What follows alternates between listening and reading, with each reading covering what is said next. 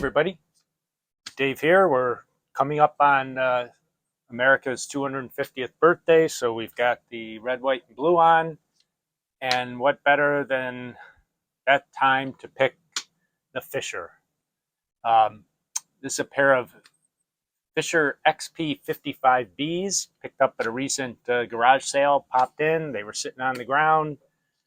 People had no idea what they were. Do they work? I don't know. My dad dropped them off. Can't tell you anything. So for $5, they're now mine. It's a standard vinyl covered particle board box, grill, two-way. But I think the thing that attracted me to them was they're shockingly heavy and they're Fishers. And I believe the XP-55B, we're gonna take this video and we're gonna go through the story of Fisher, Avery Fisher, the founder, one of the pioneers and legends of home audio, back quite a ways. I think even, well, I'm not sure. I'm not gonna quote any numbers yet, but that'll come out when we do our sidebar. There was a whole series of lines that Fisher created of speakers. Now they also produced amplifiers and FM tuners and a variety of other products. But the speaker line, this was kind of at the end of the Fisher period. He was just about to sell the company, I think, when these came out. And from that point, things kind of went store brand and downhill. And I've had other Fishers come through the shop and bought them and sold them. But this was the first pair I thought was worthy of a little extra time and effort. They're in fairly rough shape cosmetically. Let's do a little tour and then we'll start the tear apart. And there's some uniquenesses between the two, which I don't fully understand. Okay, this one we've already opened up, and that was a battle in itself. So I will show you the trick to getting them open when we do this one. It turns out, I thought the grills were stapled on. So I found the staples, the locations of the fasteners, dug in there a little bit, and I couldn't get them out, and I couldn't understand why. And the reason is that they're held on with nails. And this is 3/8 inch thick Homasote. There you can kind of get an idea of what that material really is. It's basically compressed paper and paper pulp and sawdust. And this was used quite heavily mid-century, last century, for a variety of products: home building, insulation, wall construction, etc.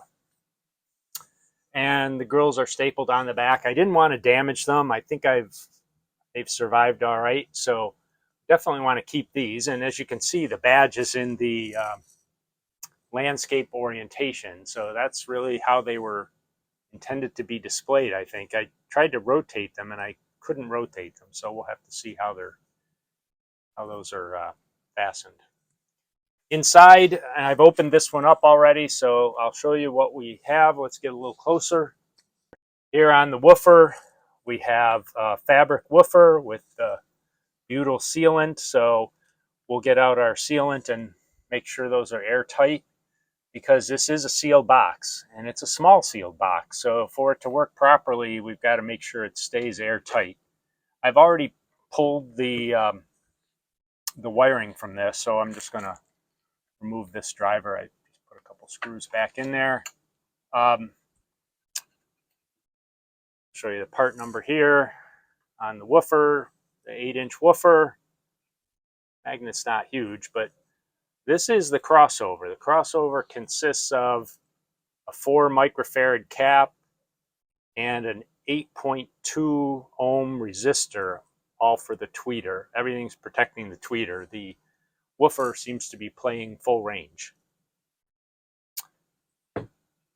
Inside the rest of the box here, we've got a couple types of insulation, pink fiberglass, and we've got a piece of some other sort of fiberglass. I'm not sure what that is. The tweeter, which I've already disconnected, is looks like a 2.5-inch paper cone. You can see this one's got a little damage. I think not. It's got some creases and kinks in it. Shouldn't affect it too badly. You can see they've got a large opening for the woofer and another large opening for the tweeter. And I think that's how the tweeter gets damaged, is the opening isn't just for the tweeter. It's probably meant so that this could be put on upside down and wouldn't impact anything. But I think that also leads to finger poking, which can impact the tweeter, and I think that's what's happened here. But it plays okay. There's your part number. Make sure we can that so you can see it. I'm not sure which one is the part number, the S480401 or the 1377051. This one's got a couple numbers on it too. SC 8608. There's probably some date codes in there too. All right. So that's it for the entire contents. We spin this around. There's our label. Another particle board back, simple binding post, screw type binding post. Long Island City. We've got a serial number here. And the Fisher. Not Fisher, the Fisher. Actually, let me leave these flipped around so you can see one of the differences here.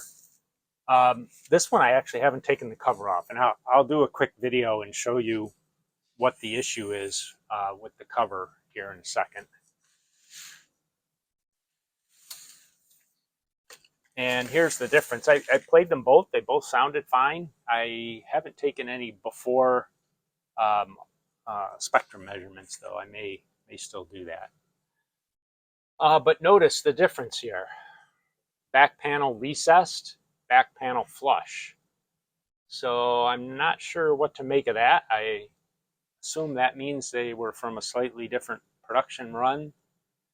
Serial numbers are off by 10,000.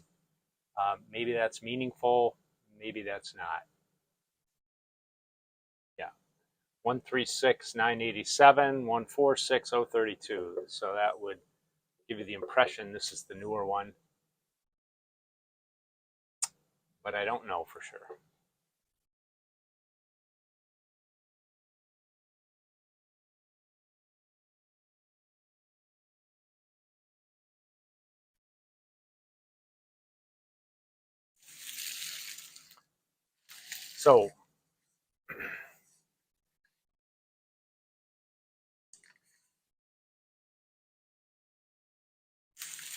So it brings up the question, what's the plan with this pair of speakers? And I think, based on what I've checked, I've looked at some of the numbers. Let's just pull those up for you. I call this one that I've opened up the damaged box, because it has some dings, some pretty bad scratching. One of the corners is starting to separate, probably has a little water damage here. So I'm going to call that the damaged one. And that's the one with the recessed back. And because I've opened that one up and looked at the numbers, we've got a tweeter 10.6 ohms. Seems like that might be a little high. Woofer 6.7 ohms. The cap, which is supposed to be 4, measured 4.8 with a 2 ohm ESR. So the ESR is a little high. And the resistor, which is a gray, red, gold, silver, is supposed to be 8.2 ohms and measures 8.8. So what are we going to do? I think we're going to replace the, and at least replace the cap. That I can tell you. And we may do something to get these a little better tuned. So the woofer's playing full range, and the tweeter is not. Crossover point, I believe, is around 1500 hertz for these. So I think we'll probably try to raise that a little bit, raise that crossover point just a little. So maybe a slightly lower capacity, a lower rated capacitor. 4 microfarad capacitors are not very common anyway. Typically you'd have a 4.7 in modern caps, but I don't know, I got to think about what we're going to do here. Next step, let's get this other box opened up and I'll show you how to get those grills off without damaging the fabric. I didn't show you this side, but here you can see we've got some gouges and dings. I think we're going to recover these with a modern looking vinyl, perhaps. That's probably a good way to deal with the fact that the corners are opened up from moisture, a little raggedy, got some chips. We'll have to fill the chips, but we'll cover them with, we're going to recover them in vinyl. Now, I've done that on the channel before, so this is not, you can look, I think it was a Sony subwoofer that we recovered. You can look at that video, but I think we'll just pick something different. Yeah, I see this here, the caulking, which is meant to seal the tweeter opening, they ran it inside. It didn't catch the plate of the tweeter flange, so it actually wasn't properly sealed up in this corner. Let's see if you can get in here and see, make sure you can see that. Yeah, here you see the caulking went inside the cutout, didn't get trapped between the baffle and the plate. So we'll probably remove that and we'll put some more tight in that as we've done on other speakers as well. All right, because we have 6 nails in here, the key for getting these off is just a putty knife. And really, I still really don't dislike that method badly because it makes it very difficult to do removals. But here we go. They obviously weren't made to be serviced. We're going to go in on the corner. We're going to pry up.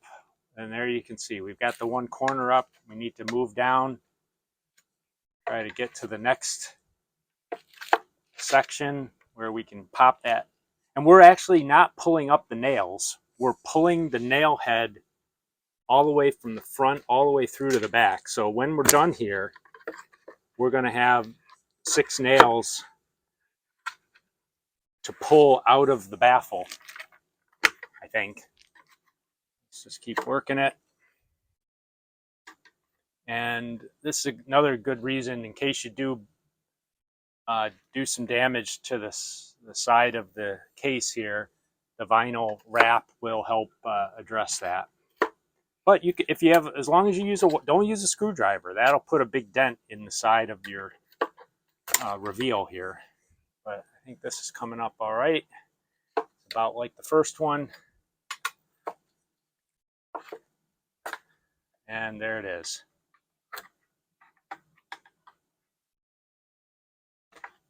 Okay. All right, let's see. What do we end up with? We did pull 2 nails came out. So these 2 nails are in the grill. 1, 2, 3, 4 nails remaining. We'll just use a curved jaw pair of pliers. We'll pull those right out. So just wanted to show you that in case you ran into a little difficulty. If you've got a pair of these, you wouldn't get very far until you solve that grill problem. After I pulled the woofers here, I said I'd show you the raw wiring. So our signal comes in on yellow. Yellow goes direct to this woofer. That's playing full range as black's coming out, and that's ground back to the amplifier. So woofers playing full range, very interesting. Yellow jumps over to red. Red goes to the tweeter and then passes through both the resistor and the inductor before getting back to black, back to the negative on the amplifier. So very interesting. I think we found another vintage change in the model. Here we have an inward roll on our woofer surround, still fabric, still doped. Here we have an outward roll on our woofer surround.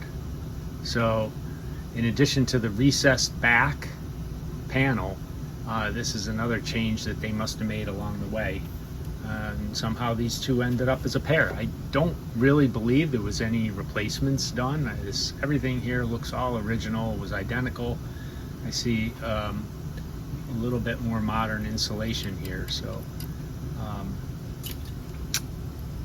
well, we'll just keep going. I also noticed on this tweeter almost all the sealant missed getting on the flange. It went straight to the straight into the hole, basically not sealed at all. So we'll be able to fix that, no problem. Seems like every time we work on each of these speakers, we keep finding things that are different. So I went to it's always a choice, well, not always a choice, but there's a decision to be made when you are going to recover boxes, and that is, do you take off the old vinyl or do you leave it on? And in this case, I started with this box. There were quite a few places around the box where the vinyl was lifting on the corners and edges, etc. So it peeled off shockingly easy, long strips, obviously not very secure adhesive. This also happens to be the box where we have the recessed back. So I wanted to cut a little brace to put into the baffle, 131 millimeters, to strengthen and bridge the back from the baffle to the back box. So we did that, squared off all the corners. We've got some plastic wood just drying on here now. Then we started working on the other box, and not surprisingly, lo and behold, this is the one with the flush back, and so that needed a brace 140 millimeters. So we've addressed that. We've cut a brace we'll glue and nail that in. But this vinyl was adhered very, very well and tightly and strongly, so I'm not going to go through the pain and effort to try to get it off. I'm just going to recover it. That means clean it really well with alcohol and go from there. We'll show you a little bit of that process once we get the vinyl in-house. Right now it's still on order. All right, so I'm going to keep working. We've got these squared off. We'll get this all cleaned up. We'll get this installed, and then we'll be ready for attaching the vinyl. And so we'll probably end up with two different processes for that, because one's going over vinyl and the other's going over the particle board, which probably has some residual glue on it. We've masked off the baffle. We're spraying with Super 77 all the places where we need to make sure that the vinyl's going to adhere properly. Then it is adhesive back vinyl. Now we're rolling on using a J roller. You can use a wallpaper roller. We're using a heat gun on all the sharp corners to make sure we get really nice adhesion, ensure there's no wrinkles, and we just work our way around the cabinet until we've gotten to the end. Then we just do some simple trim offs, front and back, and then we'll wrap the front around that front reveal. Really not very complicated. You just take your time and you just work it. Making the seam, of course, is a tricky little part, and you want to make sure you take time around that. Here we are just cutting some corners. In this case, it was easy to do the inside corners because the grill cloth covers what might normally be an exposed area inside there. So doing those simple diagonal picture corner cuts on a 45 makes it pretty straightforward. Use the heat gun, press it in, trim with his X-Acto knife, and you're there.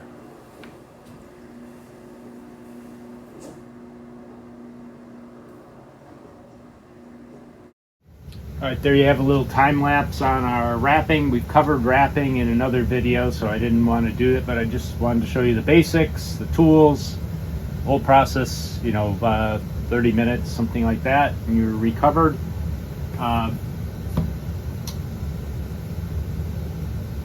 We've decided to go with the Velcro, so I've stapled on 4 Velcro pads and stapled matching loops on here, so hooks here, loops here, and there they are. Now it's somewhat of a, I guess, kind of like a whitewashed walnut, I guess I would call it. I'm not sure what name to really give it, but I'd say whitewashed walnut. Probably would look better with black, but the grills here are in good shape and I'm happy with that. There's so many colors. Pick what you like, and for $10, $11, I've even got enough to probably recover another smaller speaker. So we're ready to go. Next up, we're going to change up the crossover and show you what we're doing with the electronics. Let's begin our sidebar talking a little bit about the Fisher as a corporation and Avery Fisher, the guy who founded it, and a little bit more about Fisher speakers. Now, here's a picture, 1962 picture. Avery Fisher started as a violinist and amateur violinist, and he was tinkering with electronics. There's a lot of history about him, so I don't want to go too deep on him. You can look that up yourself. But so my question was, how did he kind of get into the tinkering? And I think we found the answer here on this simple Google search. He was motivated by his dissatisfaction with poor sound quality in the 30s, and so he started tinkering around with it a little bit himself.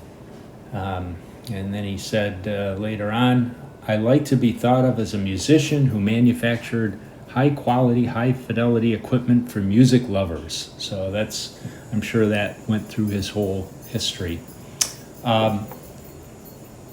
He obviously eventually sold his company and became quite a philanthropist and gave away a lot of his money, and that's another way he got to be fairly well known, of course, also. In addition to creating the first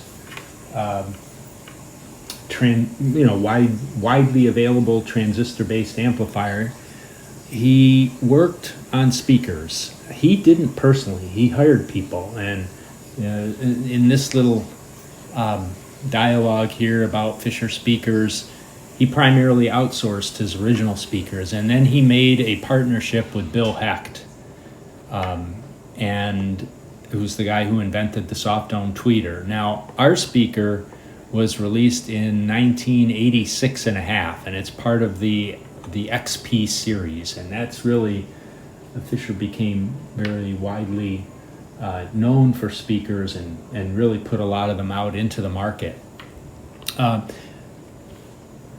Fisher sold the company right at the end of this, and the XP-55 and I think the XP-55B were done under his control, and then in 1969 he sold the company to Emerson Electric. And I think our second speaker with the recessed back comes from after Emerson Electric took over more of the manufacturing, and it talks a little bit about how they started to cut costs and quality deteriorated. Eventually the company was sold to Sanyo, and at this point the Fisher name is just a brand. There's not any real manufacturing and design going on. If you really want to understand Fisher speakers in more detail, go to this Audio Karma site.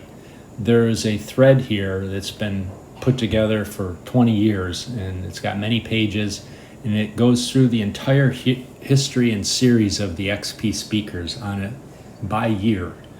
And so I'm going to scroll up to the XP-55B here.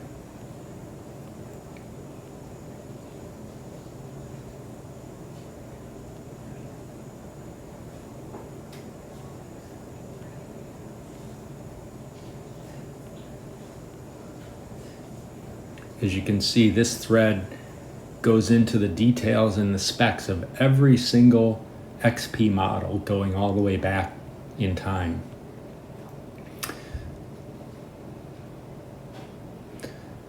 So here we see 1968 where there's no XP-55. There is no XP-55B. There is the XP-55, but not the B.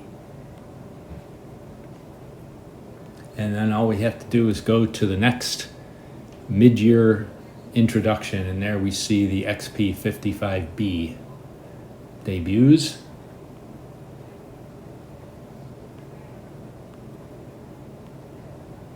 There it is. There's the initial advertising material for it. A massive 8-inch bass speaker. Okay, I don't know. I guess maybe it was massive. For the size of the box and the amount of bass it puts out, it is fairly impressive, I have to admit. So as you can see here, for those who seek Fisher quality at a relatively minimal cost, the XP-55B warrants serious consideration. And I agree, I actually love them, especially with the, I guess I shouldn't call ours an XP-55B anymore. It really isn't. I've done enough modifications to it. New tweeter, still a 3-inch paper cone, but I've modified the crossover, reinforced the case, and I think those things have made quite a difference. For the better, that is. Here's a 68 table showing a comparison of the specs of the entire lineup that they had. Nice table. 1972 is the last year that the 55B showed up for sale. I noted that it was available with 3 different grills. The standard cloth grill, a fretwork grill, and a sculpted grill. Sculpted grills became very popular in the early 70s, so they wanted to offer that as a something to diversify the product family. And in 73 it was gone and replaced, here you can see, by the 55C. So that means ours is between 68.5 and 72, so pretty small window, but they obviously made some changes. So if you want to learn more about Fisher speakers, definitely go to this thread. It's very complete. It's been going on for many years, and it's collected a huge amount of information. I noted that our 55B is only rated at up to 25 watts, and I noted that that's part of the reason I did decide that I wanted to up the tweeter.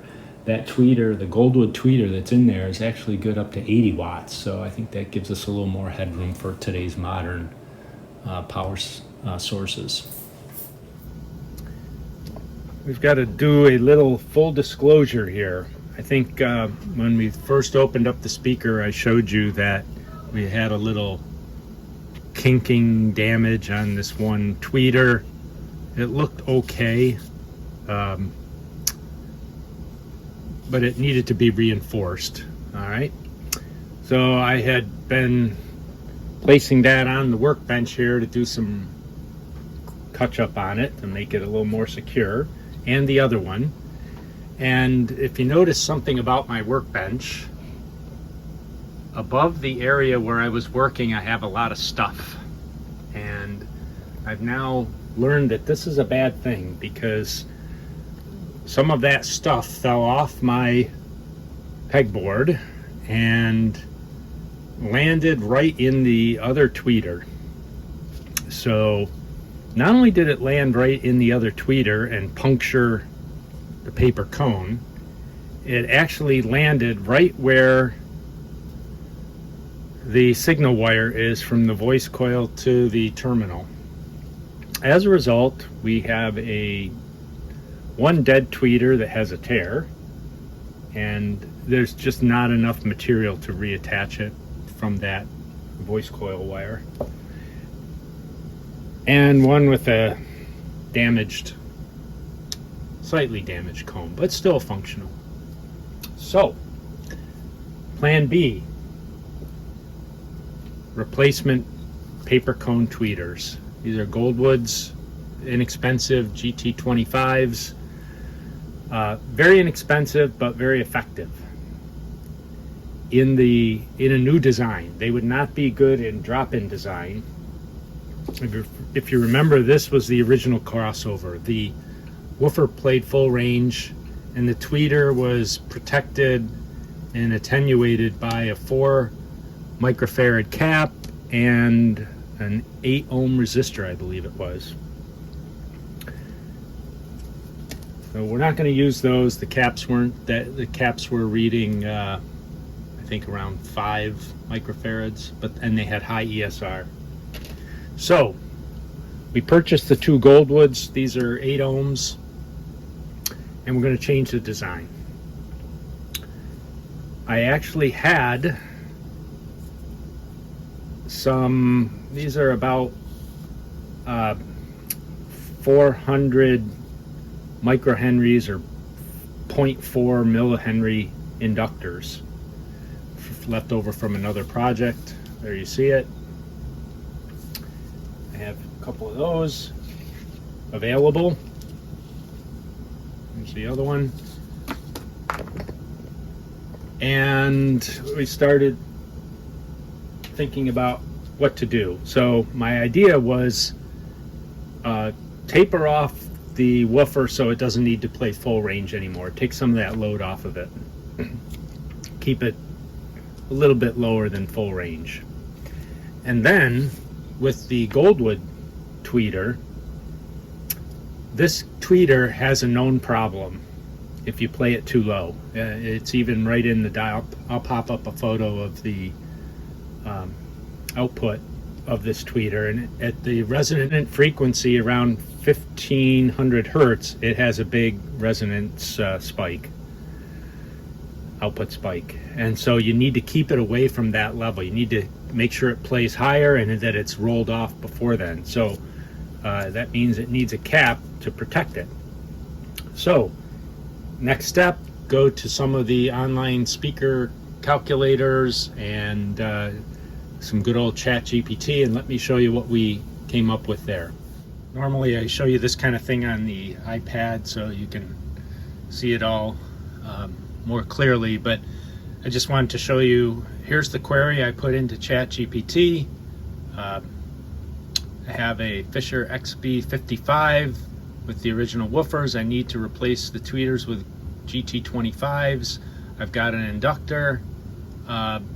What cap should I use to protect the tweeter? So I put in a couple points, and it gave me a couple of ranges. So we're in the 2.2 to 4.7. I have all those available, which is fine. It goes into the whole logic of why this would work well. It wants more information. Then it said, well, you really should consider an attenuator for the tweeter, and I said I don't want to use that. Here's the resistance of the measured resistance of the woofers. I want to keep it simple. So then it narrows down my choice a little bit to the 3.3 and the 4.7. And then it says, well, why don't you put a bypass cap in? And I said, well, there's no super tweeter. Can I use an electrolytic for the bypass? And then it thought, well, you must have a 10-inch woofer. I don't. I said, no, I only have an 8-inch woofer. So, and I told it what kind of caps I'm using. So then it came back with the 0.4 millihenry air core inductor and a 3.3 MKP cap, which I have. And then it goes into, it keeps trying to push you into other decisions. And then it said, well, what was in the original again? And I said a 4 microfarad cap and an 8 ohm resistor. And so that gave it some idea of what the original designer, Mr. Fisher, was trying to accomplish. And it still likes the 0.4 millihenries with the 3.3 cap. And then it gets into, well, you should listen and make sure you know what you're doing. And I said, I agree. So that's what we're going to go with. We'll put it in the box, see how it works. In essence, let me give you the exact diagram of what we're going to end up with. This is called a Solon split crossover. One cap protecting the tweeter, one inductor rolling off the woofer. And quite often what you'll do on this is reverse the polarity of the tweeter. So we'll do a listening test and we'll consider reversing the polarity on the tweeter if we need to do that. But I have now prototyped this on the bench. Let's take a look at that. There it is, signal coming in. The woofer input goes through the inductor, through the orange wire, and then returns back through black. The tweeter signal taps off, goes through the capacitor, into the tweeter, out of the tweeter, and then back out. So that's the plan. I actually have put this in the box. It sounds very nice. We've got a little issue with the mechanical fit. There's an extra little rib on this back mounting plate for this tweeter, which makes the diameter slightly larger than the cutout in the box. So I do have to enlarge the cutout of the box diameter. I'm going to do that now, and then we'll get it all installed. Just wanted to show you a photo of my setup for enlarging the hole. It's a conical rasp in my drill press, and that was rotating, and then I just moved the box around on the table until it was opened up.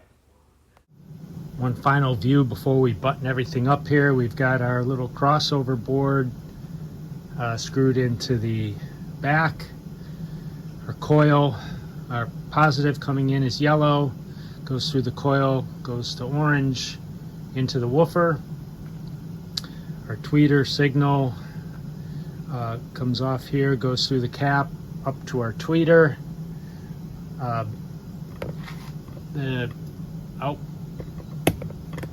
The negative of the tweeter comes back. We conveniently had a double fast on this woofer, so we can connect our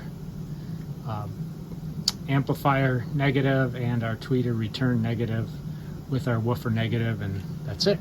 So you can see we've put some more tight around the opening. The sealant that was around the woofer is still nice and pliable, so I'll just put the insulation back in, and it'll wrap this up. Here they are in the finished state. I notice when I get them next to each other, the grill cloth color is a little different, a little more orange in this one, a little less on this side. I think that obviously has to do with our vintage problem, the fact that they're not really identical with the recessed back and the flush back, but they're certainly sounding very appropriate. I really like them. I actually tried to see what the difference might be with reversing the polarity on the tweeters, but no effect for me, for my ear at least. So here they are. Let's have a little listen. If you enjoyed this video and learned something, I hope you did. Please consider liking the video and subscribing to New To Speakers. Here's a little Cha-Cha Fontanez.